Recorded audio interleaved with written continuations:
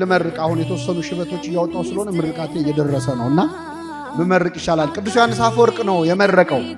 ባልና ሚስቱን እግዚአብሔር እንደ አይንና እንደ እጅ ያድርጋቸው። አሜን በሉ። ግን ምን ማለት እንደ አይንና እንደ እጅ ማለት? እኛ የለመነው ምርቃ ምንድነው? የአብርሃምና የሳራ ያድርግላቸው። የአብርሃምና የሳራ ጋብቻ ማለት ምን ማለት ነው? የአብርሃምና የሳራ ጋብቻ እንደዚህ ዲኮር ነበረው። ካሜራማኖች ምናምን እንደዚህ ሲበጠብጡ ነበር። ግብዣ ነበረው። ሰርግም መደረጉ አልተጻፈም። የአብርሃም የሳራ ጋብቻ ያድርግላችሁ ማለት ምን መሰላችሁ? እንደው በቃ ምንጣፍ እየተነጠፈ አበባ እየተነሰነሰ ኑሩ ማለት ነው። እንደዚህ አይነት ትዳር የለም። ትዳር መጀመሪያ ላይ ፍቅር ነው። አንተ አዳምን አላያችሁት? ይቺ አጥንት ከምን ነች? ይቺ ስጋ አጥንቴ፣ ስጋዬ፣ አካሌ፣ ሰውነቴ፣ አንጀቴ፣ ጨጓራዬ አላት መጀመሪያ ላይ። ትንሽ ሲቆዩ ምን አለ? የሰጠኸኝ ሴት አለ። ምን ያልከኝ ሴት? ይኸውልህ አሁን ይሄ ሃኒሙን ስቴጁ አለቀ ማለት ነው።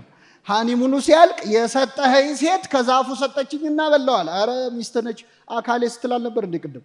አጥንቴና ስትል የሰጠኸኝ ሴት አለ። ስለዚህ አሁን ጋብቻ ሄዶ የሰጠኸኝ ሴት ስቴጅ ላይ ይደርሳል። ያኔ መሃል ላይ ማን መኖር አለበት? እግዚአብሔር መኖር አለበት። የአብርሃምና የሳራ ጋብቻ እንዴት መሰላችሁ? አብርሃም ያጣ የነጣ ድሃ ነበር።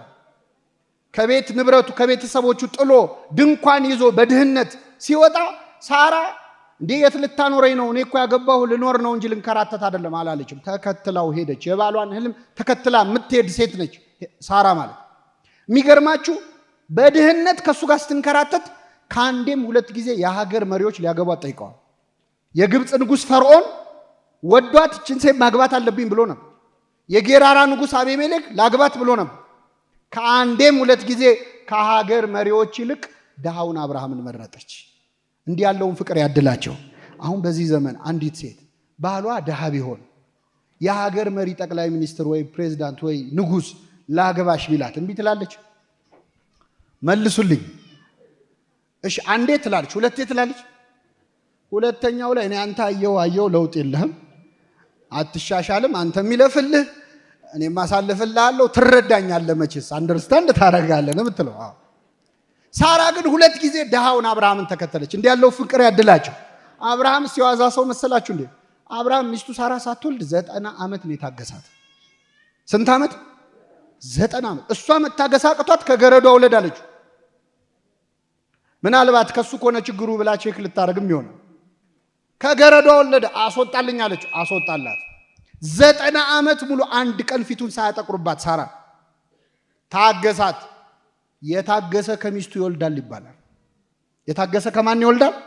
በ90 ዓመቷ ልጅ ያገኘች። ለአብርሃም ትዕግስት ብሎ እግዚአብሔር ሳራን ልጅ ሰጣ።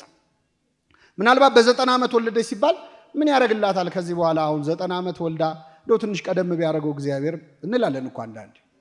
ትንሽ ቀደም ቢያደርገው አሁን በ90 ዓመት ወልዳ እንዴት ታሳድገዋለች ካላችሁ፣ የሚገርማችሁ መጽሐፍ ቅዱስ ላይ የአንዲትም ሴት እድሜ በዚህ ዓመቷ ሞተች የሚል የተጻፈ የለም። የአንዲትም ሴት አንድ ሴት ብቻ ግን ተጽፋለች።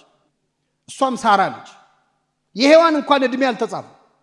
የሳራ ግን 127 ዓመት ኖረች ነው የሚለው። ስንት ዓመት?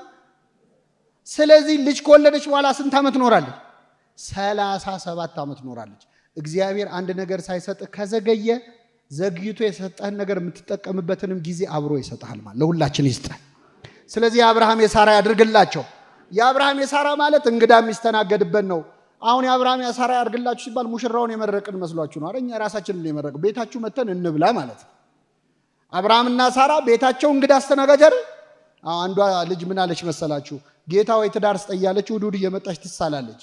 ብትል ትዳረው አልመጣ አለ። ምን አለች? በቃ የኔን ተወውና ለእናቴ አማች ስጣታለች።